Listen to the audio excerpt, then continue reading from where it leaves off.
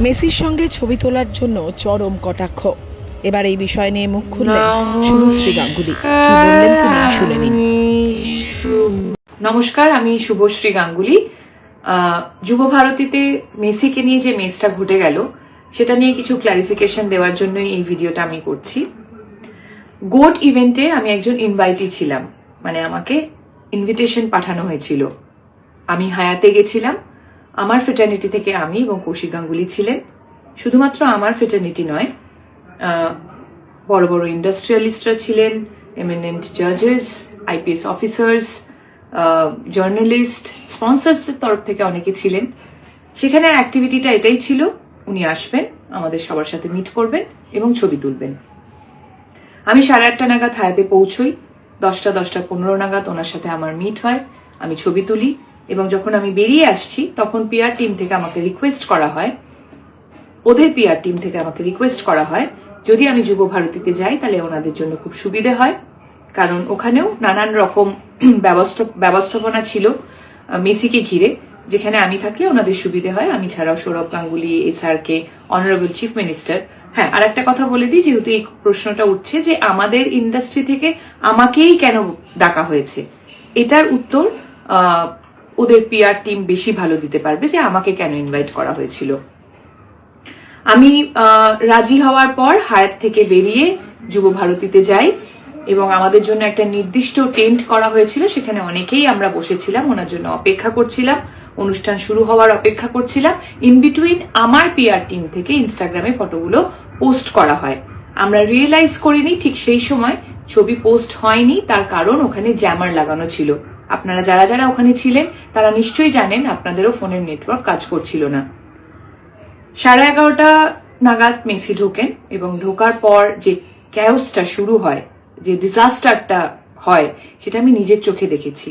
আমি মাঠে বসে নিজে ওনাকে দেখতে পাচ্ছিলাম না, আপনারা কিভাবে দেখবেন? আমি টেন্টের মধ্যে ছিলাম এবং দেখতে পাচ্ছিলাম কিভাবে ম্যানেজমেন্টের একটা ডিজাস্টারের জন্য এত সুন্দর একটা ইভেন্ট হতে গিয়েও হলো না। তারপর ঝামেলা শুরু হলো। আমার একটা শুটিং এ যাওয়ার ছিল, অলরেডি আমি লেট হয়ে গেছিলাম। আমি ওখান থেকে বেরিয়ে আসি এবং বেরোনোর সময় যেহেতু আমার শুটিং এ দেরি হয়ে যায়, তাই আমার ওখানে কমিউনিকেশন করার প্রয়োজন ছিল। আমি ওখানে কিছুটা সময় ফোনে ব্যস্ত ছিলাম।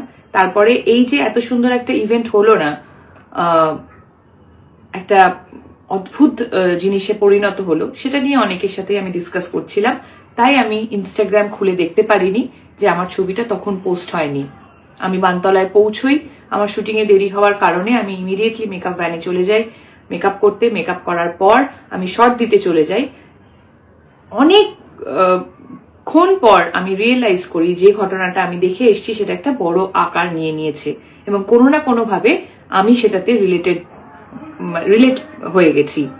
যখন আমি ইনস্টাগ্রাম খুলি তখন আমি রিয়েলাইজ করি যে আমার ছবিটা জাস্ট কিছুক্ষণ আগে শেয়ার হয়েছে, পোস্ট হয়েছে টেকনিক্যাল গ্লিচের জন্য, এবং এটা প্রচুর জায়গায় অলরেডি শেয়ার হয়ে গেছে। এখানেই আমার ঘটনা শেষ। তারপর থেকে শুরু হয় আর একটা ঘটনা, সেটা হলো আমাকে নিয়ে ট্রোল করা, অকথ্য ভাষায় গালাগালি, আমাকে একটা প্রোপাগান্ডা বানিয়ে, আমাকে একটা অবজেক্ট বানিয়ে, মানে আপনারা এমন একটা সিচুয়েশন ক্রিয়েট করলেন যেন মনে হলো মেসি যখন মাঠে ঢুকেছে আমি ওনাকে ঘিরে দাঁড়িয়েছিলাম একা, আমি ওনার সাথে ছবি তুলছিলাম সেলফি নিয়ে। বলতে পারবেন কি আপনাদের ভিউ, আপনাদের ভিশন কোনোভাবে আমি ব্লক করেছি? আমি কি মাঠে কোথাও ছিলাম? আমার কি দোষ যে আমাকে ইনভাইট করেছিল, আমি হায়াতে গিয়ে ওনার সাথে ছবি তুলেছি, সেটা দোষ? হ্যাঁ, আমি এটা মানছি যে টেকনিক্যাল গ্লিচের জন্য আমার ছবিটা রং টাইমে পোস্ট হয়ে গেছে এবং আমি ছবিটি ডিলিট করিনি, এটা আমার দোষ হতে পারে। কিন্তু আমাকে নিয়ে যেভাবে নোংরামি আপনারা করছেন, আপনাদের সাথে আমি সমব্যথী। আপনাদের এত কষ্টের রোজগার, আপনাদের স্বপ্নের মানুষকে আপনারা দেখতেই পেলেন না। যে ম্যাসাকারটা ওখানে হলো, সেম অন্যায়টা তো আপনারা সবাই আমার সাথে করছেন। আপনারা কি একবারও ভেবে দেখেছেন যে আপনাদের, আবার বলছি, যে মাঠে কোথাও কি আমি ছিলাম? ভেবে দেখুন। আমি একজন নারী, একজন মহিলা, বাংলা ফিল্ম ইন্ডাস্ট্রিতে কাজ করি বলে আমাকে কি অ্যাটাক করছেন? বলিউডেও তো করিনা কাপুর গেছিল, হায়দ্রাবাদ থেকেও একজন হিরোইনকে ইনভাইট করা হয়েছিল। শাহরুখ খান কি আসেননি ছবি তুলতে? আমার কিসের দোষ? একটা পলিটিক্যাল অ্যাঙ্গেল দিয়ে দেওয়া হচ্ছে, নানান রকম পলিটিক্যাল নেতারা আমার ছবি নিয়ে প্রেস কনফারেন্স করছেন, নানান রকম জার্নালিস্টরা হয়তো তাদেরকে আমি কখনো সময় দিতে পারিনি বলে রাগ একদম উপড়ে দিচ্ছেন যে টিএমসির এমএলএ রাজ চক্রবর্তীর বউ অমুকের এক্স গার্লফ্রেন্ড। 2026 আসতে যাচ্ছে, একজন মহিলা হয়ে আরেকজন মহিলাকে আপনি এইভাবে সম্বোধন দিচ্ছেন? এই সমাজে আমরা বাস করছি? বাহ, আপনারা আমার সাথে ঠিক করলেন তো।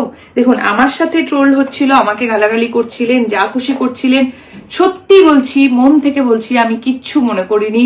আমার সবসময় এটাই মনে হয়েছে, সত্যি তো সাধারণ মানুষের এত কষ্টের রোজগার, তাদের স্বপ্নের মানুষকে তারা একবারের জন্য দেখতে পেল না, তারা যদি আমাকে নিয়ে বাজে কথা বলে তাদের মন হালকা হয় তাহলে হোক। কিন্তু আজকে আমি এই ভিডিওটা করছি তার একটাই কারণ, কাল থেকে শুরু হয়েছে আমার বাচ্চাদের প্রতি আক্রমণ। দুটো ছোট ছোট বাচ্চা, তাকে বলা হচ্ছে, আমার কাছে মেল আছে এবং নানান রকম প্রমাণ আছে যেখানে বলা হচ্ছে ওই দুটো বাচ্চাকে মেরে ফেলা হবে। আমি একজন মা হিসেবে তো সেটা মেনে নেব না, কোনোভাবেই মেনে নেব না। আমি তো একজন পলিটিশিয়ান নই, আমি একজন অ্যাক্ট্রেস। আমার ভুলটা কোথায়? আবার বলছি, আমি কি মাঠে কোথাও ছিলাম? আপনাদের ভিশন আমি ব্লক করেছি? আমার বাচ্চাদের ওপর কেন আসছে? আপনারাও কিন্তু ইকুয়ালি অন্যায়টা করে ফেলেছেন, এটাই বলবো। এই ভিডিওটার পরেও নিশ্চয়ই আপনারা অনেকে অনেক কিছুই বলবেন, বলুন, অসুবিধে নেই, কিন্তু নিজেদের মানবিকতাটা হারিয়ে ফেলবেন না। দুটো বাচ্চা কোনোভাবেই কিন্তু যুক্ত ছিল না, সেই দুটো বাচ্চাকে প্লিজ টানবেন না। সবাই খুব ভালো থাকবেন, সকলকে ভালো রাখবেন।